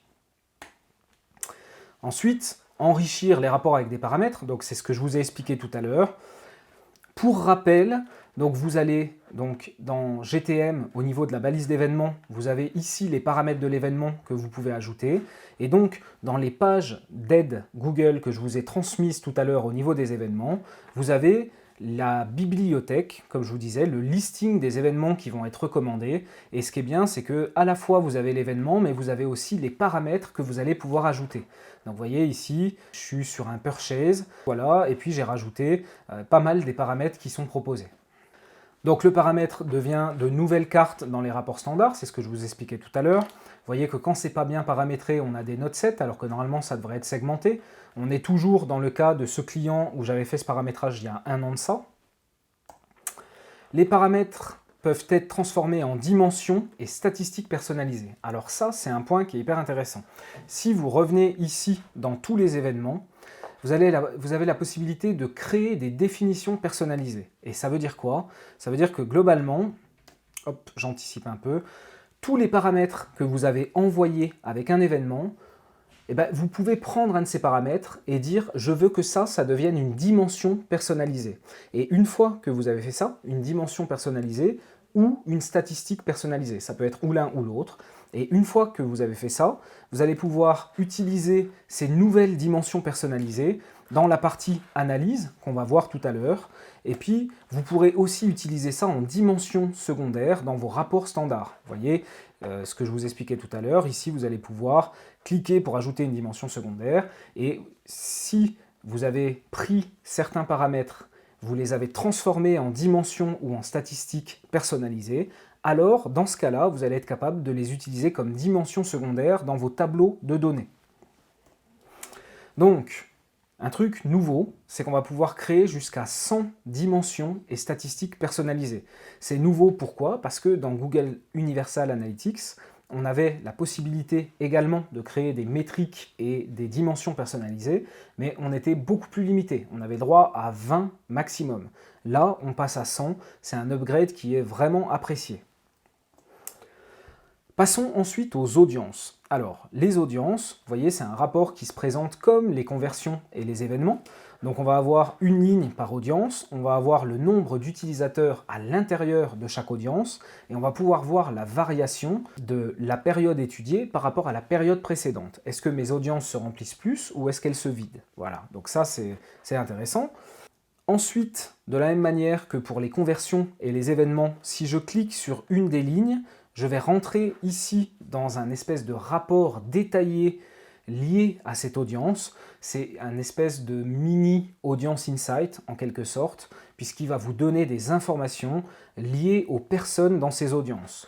Donc, de quel pays viennent-elles, quelle catégorie d'appareils, quelle plateforme, et puis vous voyez que ici c'est des sélecteurs partout. Donc vous allez pouvoir modifier et voir vraiment avoir plus d'informations sur les utilisateurs à l'intérieur de cette audience. Donc ça, c'est intéressant quand même. Ensuite, et ça c'est une nouveauté, vous pouvez désormais définir des audiences prédictives. Alors des audiences prédictives, ça veut dire quoi? Ça veut dire que Google fait marcher son intelligence artificielle et il va faire des projections en fonction du comportement des utilisateurs et il va nous proposer des audiences prédictives qu'on va pouvoir ensuite recibler sur Google Ads. Un autre point qui est important, c'est qu'une fois que votre compte Analytics est associé à votre compte Google Ads, dès que vous créez une audience à l'intérieur de Google Analytics 4, cette audience est automatiquement importée dans Google Ads. Ça, c'est une nouveauté. Avant, il fallait faire ça de manière manuelle. C'est quand même beaucoup plus pratique que ce soit fait automatiquement. Donc, pour les audiences prédictives, vous voyez qu'il y en a plusieurs. Donc, premier achat probable au cours des 7 prochains jours, achat probable au cours des 7 prochains jours, perte de l'utilisateur probable au cours des 7 prochains jours, perte de l'acheteur probable au cours des 7 prochains jours. Donc il faut que vous soyez éligible, mais si vous êtes éligible, alors vous pouvez créer ces audiences qui sont prédictives, basées sur des algorithmes, et vous allez pouvoir cibler ces personnes sur Google Ads avec des messages différents selon l'audience dans laquelle il sera, évidemment. Ensuite, si vous souhaitez créer une audience qui, cette fois, n'est pas prédictive, mais une audience classique, une audience de remarketing en fonction des utilisateurs et de leur comportement passé sur votre site, alors vous avez plusieurs solutions. Soit vous partez de modèles, c'est-à-dire les événements généraux ou alors des modèles un peu plus spécifiques, ce que vous voyez ici, soit vous partez de zéro et vous créez une audience de zéro. Alors, suivre un modèle pour créer des audiences, c'est facile, donc je ne vais pas rentrer dans le détail de ça. Par contre, qu'est-ce qu'il en est si on veut créer une audience de zéro? Donc voyons ça tout de suite. Donc déjà, la première chose, c'est que vous vous retrouvez dans cette interface, vous allez pouvoir ajouter une condition. Évidemment, une audience correspond à une condition. Ensuite, vous avez une durée de validité ici, donc vous pouvez monter jusqu'à 540 jours, ça ne va pas changer. Ensuite, au niveau des conditions, donc vous allez pouvoir choisir des dimensions des statistiques des événements pour pouvoir créer votre première condition. Ensuite, vous allez pouvoir ajouter d'autres conditions. Donc par exemple, je veux que le visiteur ait vu telle page et qu'il ait fait telle action, ou alors ou je veux qu'il ait vu cette page ou qu'il ait vu celle-là. Voyez, donc on a la possibilité de créer différentes conditions avec des opérateurs logiques et des opérateurs logiques ou, il y a les deux. Donc, vous voyez, ici par exemple, là j'ai du et, mais j'aurais aussi pu mettre du ou. On va aussi pouvoir créer des segments séquences. Vous voyez, ici on peut ajouter une séquence. On va aussi pouvoir exclure temporairement des utilisateurs. Par exemple, je veux exclure les gens qui ont acheté dans les 30 derniers jours. Mais les gens qui ont acheté il y a plus de 30 jours, peut-être que j'ai plus intérêt aujourd'hui à les exclure et que je veux de nouveau les inclure dans mon audience et dans mon marketing. Donc, on a à la fois la possibilité d'ajouter des conditions et ou, on a la possibilité de faire des exclusions et on a la possibilité de modifier la durée de validité. Tout ça, j'ai envie de dire, il n'y a rien de vraiment nouveau. C'était déjà le cas aussi à l'intérieur de Google Universal Analytics. C'est juste que l'interface de création d'audience, elle est plus sexy, je trouve. Après, on va pouvoir mettre des conditions de portée, ce qu'on appelait le scope à l'intérieur de Google Universal Analytics. On peut dire qu'on appelle ça toujours de la même façon aujourd'hui. Et finalement, vous allez pouvoir définir si ça se tient au niveau de l'ensemble des sessions, c'est-à-dire au niveau des utilisateurs. Est-ce que ça se joue à l'intérieur d'une même session, scope session, ou est-ce que ça se joue au niveau d'un même événement? Donc ça, c'est déjà quelque chose qui existait à l'intérieur de Universal Analytics, donc c'est repris ici. Quelque chose qui est nouveau, et ça c'est notamment au niveau de vos segments séquences, vous allez avoir la possibilité d'ajouter une contrainte de temps. Par exemple, je veux une audience des gens qui ont fait telle action et qui dans les 5 minutes qui suivent ont fait telle autre action. Ça c'est assez nouveau et c'est un ajout qui est vraiment bienvenu. Et j'aimerais faire une petite parenthèse sur la notion de temps dans Google Analytics 4. Dans Universal Analytics, la notion de temps, elle n'était pas forcément bonne. Il y avait ces problèmes de taux de rebond, d'ajustement du taux de rebond en fonction de... on sait que tant que l'utilisateur n'avait pas fait une deuxième interaction, la plupart du temps une deuxième page vue, il pouvait rester une demi-heure sur une page, la lire en entier, et pourtant le temps était à zéro. Ça, c'est quelque chose qui a été largement amélioré dans Google Analytics 4, et désormais le temps est quelque chose sur lequel on peut compter. Donc pour vos segments séquences, segments ou audiences dans lesquels vous utilisez des séquences, sachez que maintenant vous pouvez vraiment ajouter une contrainte de temps et que ce que vous allez obtenir sera pertinent et réaliste. Passons aux propriétés utilisateurs. Les propriétés utilisateurs, c'est quelque part l'équivalent des dimensions personnalisées de niveau utilisateur qu'on avait dans Google Universal Analytics. En fait, ça veut dire quoi? Ça veut dire que vous allez pouvoir ajouter des caractéristiques liées à votre audience et grâce à ça, toujours pareil, un petit peu comme les paramètres sur les événements, vous allez être capable de pouvoir segmenter et séparer les utilisateurs en fonction de certaines caractéristiques. Et ces caractéristiques sont donc les propriétés utilisateurs. Donc vous avez la possibilité de créer une nouvelle propriété utilisateur à l'intérieur de l'interface de Google Analytics 4. Et ensuite, vous devrez la mettre en place, évidemment. Donc moi, je fais ça par l'intermédiaire de Google Tag Manager, comme toujours. Donc vous voyez ici, on en parlait au début, dans la balise de configuration, vous avez les champs à définir, c'est là où on envoyait notamment le User ID. Mais vous avez aussi des propriétés utilisateurs. Alors, pour l'instant, je ne suis pas extrêmement au point sur comment on met en place ces trucs-là. Ce n'est pas encore extrêmement abouti, je trouve. Mais globalement, il faut envoyer User Properties. Ça, c'est standardisé et normalisé, donc vous devez mettre ça. Et ensuite, vous allez récupérer la valeur. C'est une variable JavaScript personnalisée qu'on crée à l'intérieur de Google Tag Manager. Donc, vous voyez, c'est quelque chose... on va créer cette variable qui va s'appeler CJV User Properties. On va copier ça à l'intérieur. Et puis si j'avais d'autres propriétés que je voudrais ajouter pour mes utilisateurs, alors il faudrait ici que je les liste les unes en dessous des autres. À noter que récemment, Simo Ahava a créé un template de balise pour les User Properties pour App plus Web, c'est-à-dire maintenant Google Analytics 4. Donc je vous invite aussi à aller regarder. C'est peut-être plus facile de passer par un template, évidemment, que de passer par une variable JavaScript personnalisée. Donc quelques exemples de ce que vous pourriez récupérer.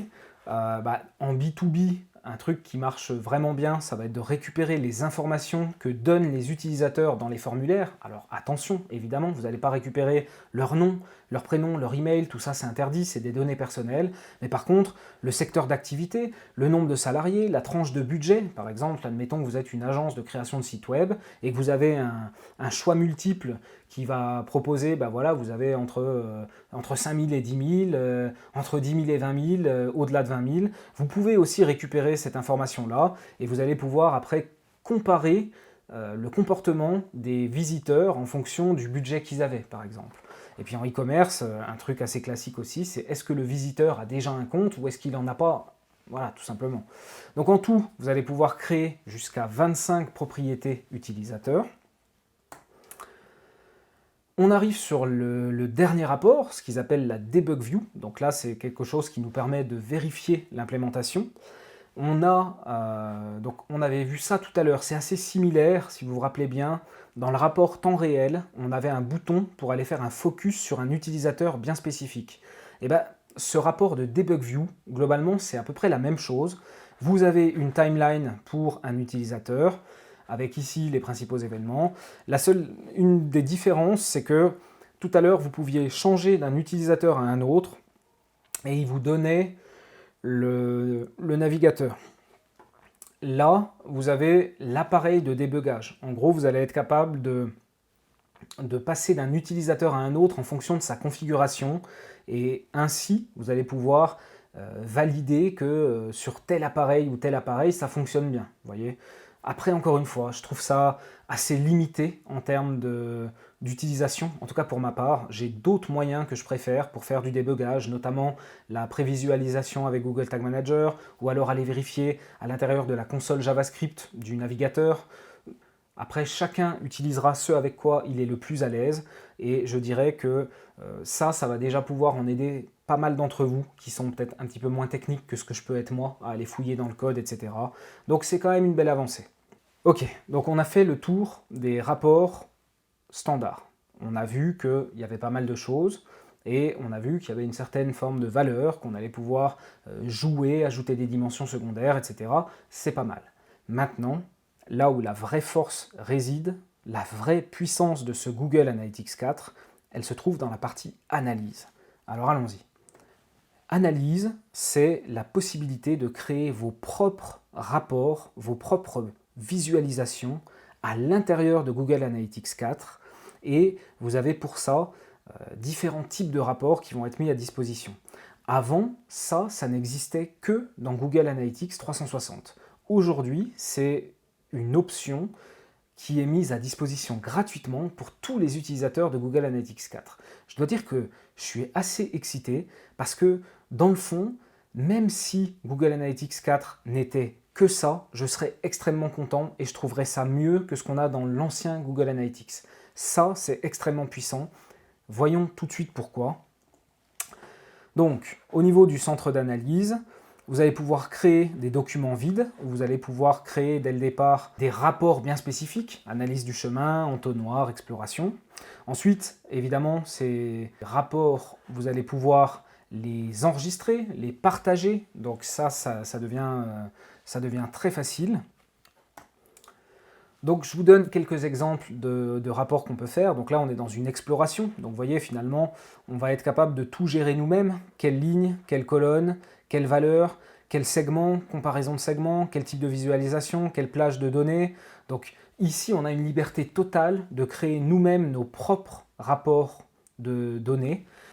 Vous remarquez aussi que vous avez un système d'onglets, donc en gros vous pouvez faire un tableau de données ici, par exemple pour les villes, tac, vous pouvez faire un deuxième qui va être une copie de celui-là par exemple, et vous allez pouvoir modifier la dimension principale, ou modifier les statistiques, ou modifier la segmentation, donc c'est vraiment un système d'onglets qui est bien pratique, dans lequel vous faites vos tableaux de données tels que vous avez envie de les faire. Donc voilà d'autres exemples, vous voyez ici acheteur par médium, user avec au moins un achat, user avec plus d'un achat.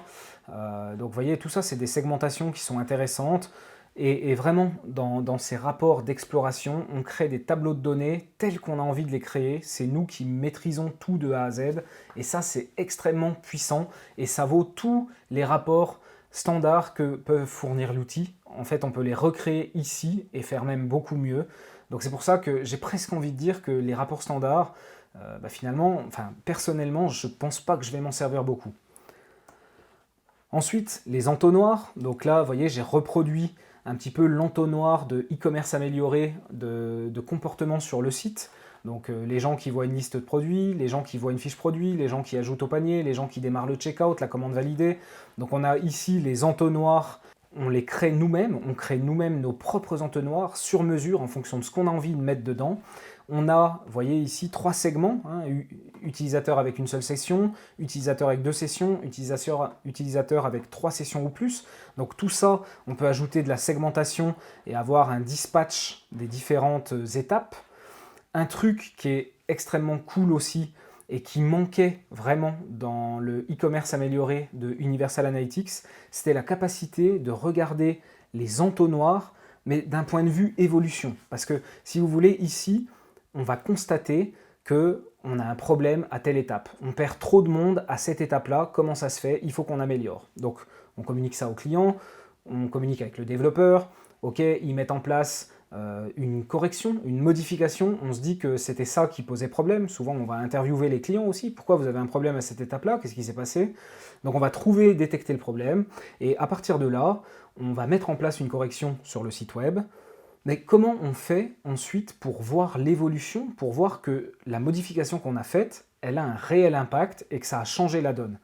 Et bien, désormais, on a aussi la possibilité de voir ces étapes d'un point de vue évolution dans le temps.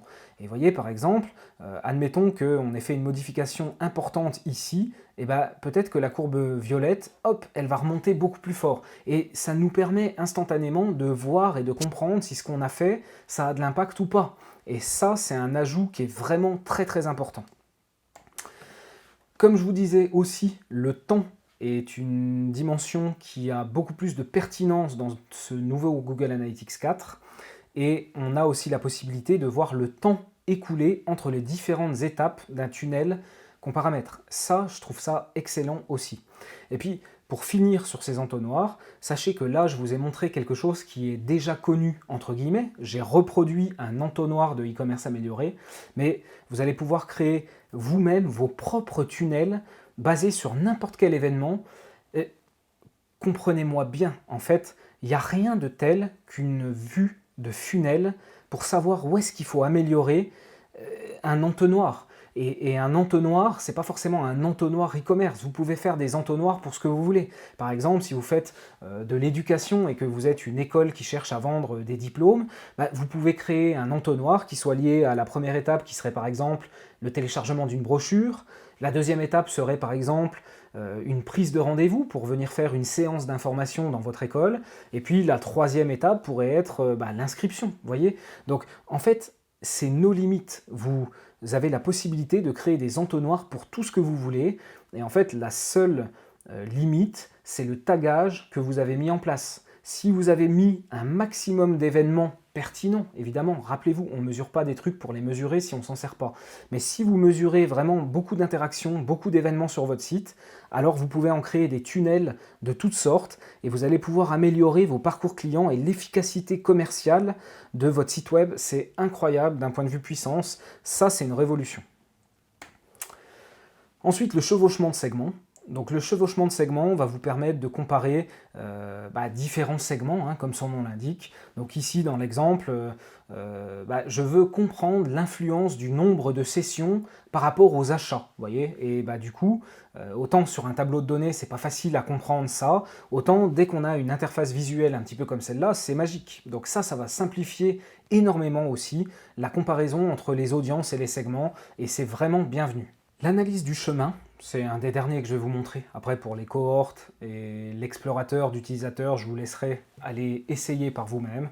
Mais l'analyse du chemin, ça nous permet de comprendre les parcours utilisateurs sur un site ou une application, les parcours utilisateurs les plus populaires. Et ce qui est intéressant, ça va être par exemple, vous voyez ici, d'insérer un segment, d'aller vraiment extrêmement en détail pour pouvoir isoler des groupes d'utilisateurs bien spécifiques et essayer d'analyser le parcours qu'ils ont sur votre site web.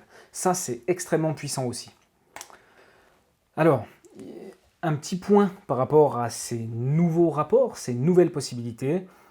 Je pense que l'utilisateur amateur, débutant sur Google Analytics, il pourrait avoir de la difficulté parce que finalement on peut partir d'une page blanche et tout créer par nous-mêmes.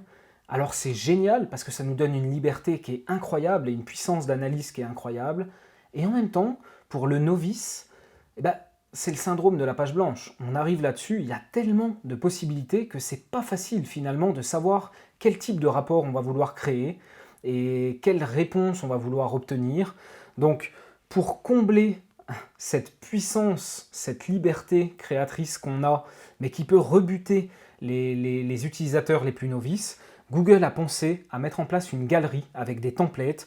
Donc vous voyez, vous avez ici des catégories, des cas d'utilisation avec plusieurs modèles que vous allez pouvoir utiliser et ça va vous créer dès le départ des rapports tout beaux, tout bien faits en fonction de ça. Idem pour les secteurs. Je pense sincèrement, pour l'instant c'est un peu light ce qu'il y a dedans, mais je pense que ça va s'étoffer rapidement, d'une part de chez Google, et d'autre part, je pense qu'ils vont faire comme ils ont fait pour Universal Analytics, c'est-à-dire que des contributeurs tels que moi, vous, en fait, des utilisateurs du produit, pourront créer des rapports et partager le template sur la communauté pour que tout un chacun puisse l'utiliser et s'attribuer ce rapport et voir ses données selon ce template. Donc ça, je trouve très malin d'avoir mis en place une galerie et j'ai hâte qu'elle s'étoffe encore plus, notamment pour les utilisateurs amateurs, encore une fois. Autre nouveauté phare, une liaison native avec BigQuery. Alors personnellement, je suis pas utilisateur de ça, en tout cas pas pour l'instant. Ça fait un petit moment que je me dis qu'il faudrait que je m'y mette et en même temps j'ai aussi d'autres chats à fouetter. Mon métier principal reste malgré tout de faire des campagnes publicitaires pour mes clients, des campagnes Google Ads. Après je fais évidemment de l'analytics et du tracking, mais la plupart du temps intégré dans ces projets Google Ads. Après, typiquement des gens dont c'est le métier, ils ne font que de l'analytics, que du tracking, ils font que ça et rien d'autre. Ça, c'est des profils de personnes qui vont de plus en plus sur la data science et qui, eux, vont être extrêmement contents de pouvoir envoyer des données brutes Google Analytics 4 à l'intérieur de BigQuery, de pouvoir faire des requêtes SQL sur ces données brutes, de pouvoir associer des données Google Analytics avec des données tierces, telles que des données CRM par exemple, et de pouvoir faire des requêtes globales et faire de la data science tout simplement. Donc la liaison, elle est native et gratuite avec BigQuery pour Google Analytics 4. Attention toutefois, pour pouvoir profiter de ça et de BigQuery, vous devez avoir un compte Google Cloud Platform avec une carte bancaire renseignée dessus. Et même si c'est gratuit d'utiliser BigQuery, d'envoyer vos données Analytics dedans, l'utilisation de BigQuery nécessite des ressources serveurs. Et en fait, votre compte Google Cloud Platform va vous donner des ressources serveurs que vous paierez à l'utilisation. Donc il y aura forcément des coûts Google Cloud Platform. Si vous utilisez ça la liaison avec BigQuery, mais dans l'ensemble, dans la plupart des cas, les coûts sont quand même assez dérisoires, pour être tout à fait honnête. Je passe rapidement là-dessus parce que comme je disais, pour l'instant, je n'utilise pas, donc j'ai pas grand-chose de plus à vous dire. Maintenant, j'aimerais conclure sur ce Google Analytics 4. Alors, pour moi, c'est des choses positives. Déjà, on a moins de rapports, on a une interface qui est beaucoup plus light, et c'est pas plus mal, et pourtant, on a beaucoup plus de possibilités. On a beaucoup plus de possibilités, notamment grâce à la partie analyse, comme on vient de le voir. Je pense que la prise en main est un peu plus complexe, parce qu'on a beaucoup plus de liberté, mais la galerie de templates va s'étoffer. Donc ça, c'est un point que j'ai fait il y a quelques minutes. L'amateur qui arrive dans l'analyse et qui crée un truc de zéro, il peut être paralysé par toutes les possibilités. Mais grâce à la galerie, finalement, il va pouvoir profiter de la puissance de l'analyse sans être perdu et avoir le syndrome de la page blanche. Et il y a fort à parier en plus que cette galerie de templates va s'étoffer très prochainement. Un schéma de données plus en phase avec les exigences actuelles, donc un modèle plat où tout n'est qu'événements et paramètres, beaucoup plus en phase avec Mixpanel, avec Facebook Analytics par exemple, qui sont des solutions beaucoup plus modernes. Donc là, Google se met en phase avec ce qui devait être fait, pour être tout à fait honnête. Un tracking encore plus fin des interactions. Alors c'est vrai que c'est génial, on a tous ces événements recommandés qui sont là, on peut créer nos propres événements, tout peut devenir un événement, on va pouvoir créer des tunnels de tous ces événements, des séquences, c'est extrêmement puissant, c'est génial. Sans dimension et statistiques personnalisées, donc vous voyez, on va vraiment pouvoir ajouter de la segmentation à l'intérieur de Google Analytics 4, et ça va vraiment augmenter notre capacité d'analyse. Je suis assez excité par ça, personnellement. La liaison native avec BigQuery. Attention juste quand même au coût de Google Cloud Platform. Ça pourra fonctionner a priori sans les cookies et sans identifieur, même si je suis quand même assez dubitatif là-dessus, on va y revenir. Plus d'options liées à la vie privée, c'est pas encore parfait, mais mine de rien, ça va dans la bonne direction, et ça c'est très bien. On a un système de création d'audience qui est ultra puissant, comme on l'a vu. On a vraiment à la fois ce côté multi-appareil, mais aussi multi-plateforme. Ça, c'est très important. Les moins, parce que tout n'est pas forcément positif. Donc pour l'instant, c'est pas encore terminé. Il manque des options qui sont importantes, notamment l'exclusion des sites référents pour le e-commerce, pour les solutions de paiement. Ça, c'est vraiment quelque chose de rédhibitoire pour l'instant. Si vous faites du e-commerce et que vous ne pouvez pas exclure les sites référents de paiement, c'est vraiment dommage parce que l'attribution des ventes, elle ne se fait pas correctement. Cela étant, le développement de nouvelles fonctionnalités, il est soutenu, et désormais, on l'a vu, les développements, les nouvelles fonctionnalités, c'est uniquement sur Google Analytics 4, Universal, c'est terminé. Je me pose la question de la confiance qu'on va pouvoir accorder aux données issues du machine learning. Si demain, pour une raison X ou Y, les navigateurs se mettent à bloquer tous les cookies, et qu'il n'y a plus rien qui puisse fonctionner sur des cookies, et qu'on ait un analytics dont les données nous viennent à 100% du machine learning de Google, qu'est-ce que ça veut dire? Ça veut dire qu'encore une fois, il va falloir faire une confiance aveugle à Google et se dire que les données qu'ils nous donnent sont justes. Mais voilà, ça me pose un problème. Donc voilà, je me pose sincèrement des questions par rapport au machine learning qu'ils veulent utiliser pour compléter les trous dans les données. J'attends de voir, je suis quand même assez dubitatif.